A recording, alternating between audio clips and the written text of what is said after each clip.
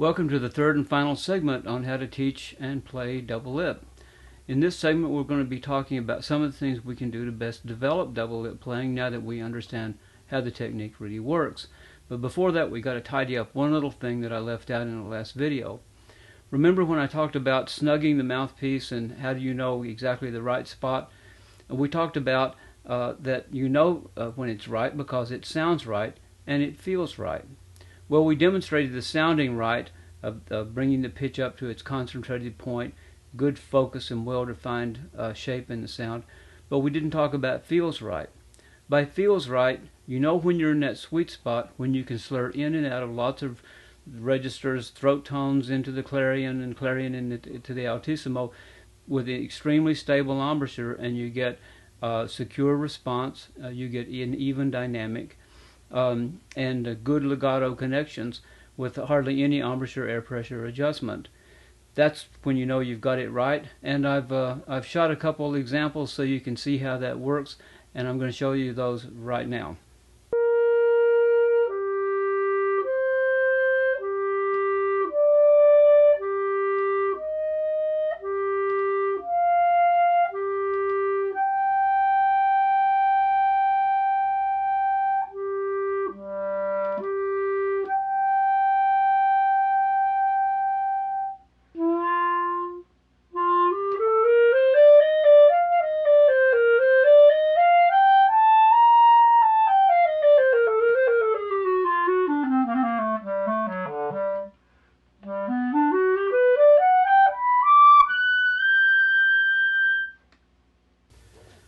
There, did you see how easily I was able to navigate throughout the registers? And you could see almost no movement whatsoever in the embouchure, no perceivable movement. So that tells me I'm in that good, efficient, sweet spot where everything works. Everything sounds right, everything feels right, and everything responds predictably and easily. Okay, now let's talk about a few things you can do to speed along your development of double lip. One of the first things that you want to do is remember to rest frequently. In fact, probably rest more than you play. Remember, your upper lip's a baby. You may have played the clarinet for years. You may be an expert clarinet player playing single lip, but your upper lip has no muscular development at all. As a matter of fact, you may find if you're used to biting quite a bit, playing this method, you're going to be developing a whole set of muscles.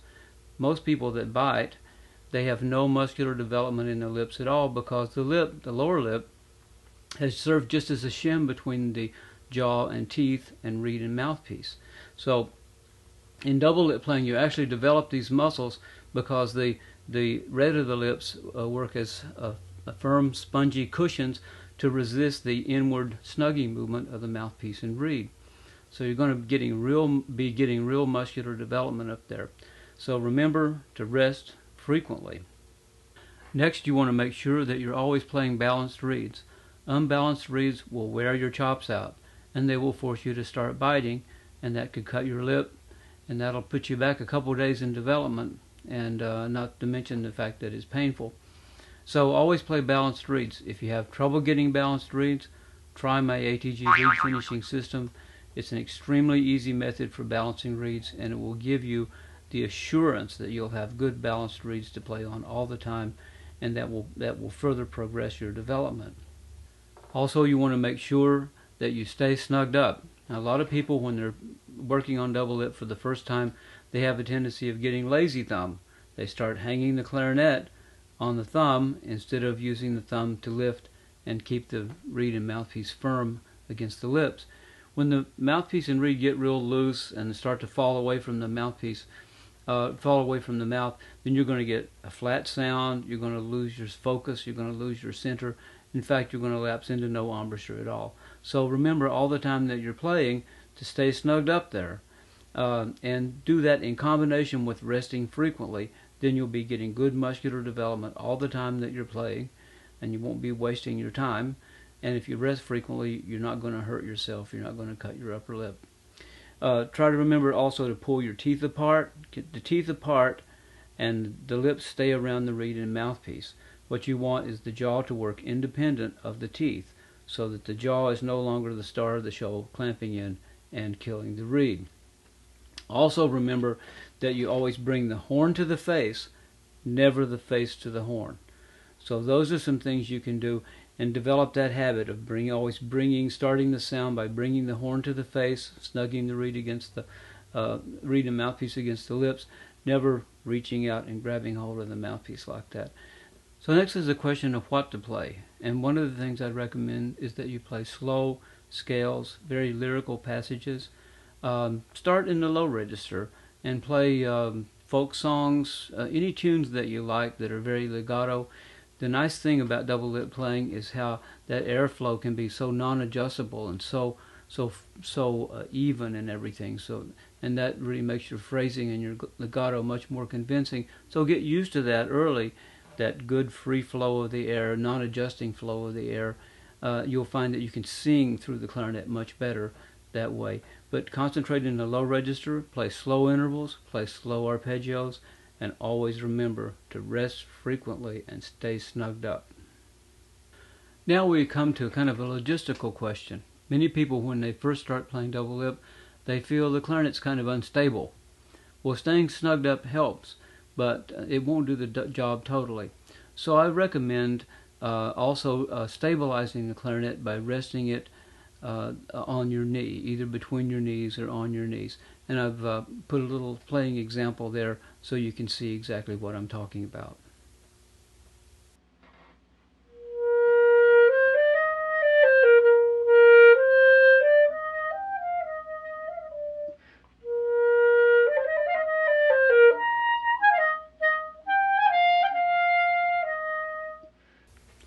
Finally, in respect to double lip playing, we come to the issue of fingering.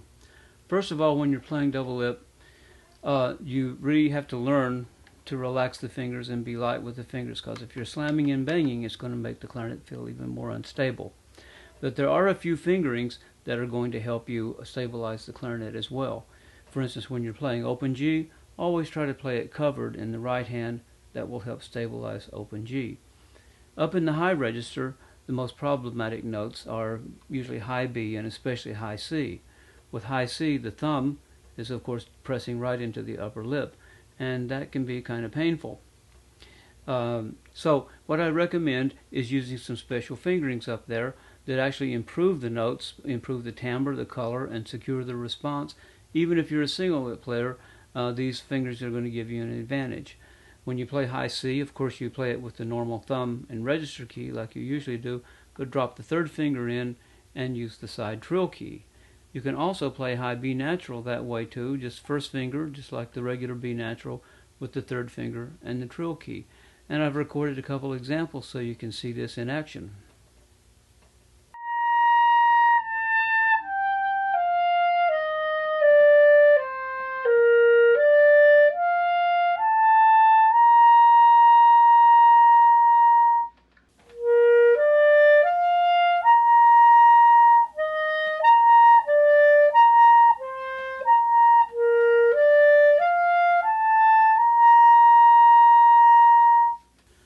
In closing, I'd like to say a word about the fact that double lip has been maligned quite a bit in the past with a lot of misinformation about it.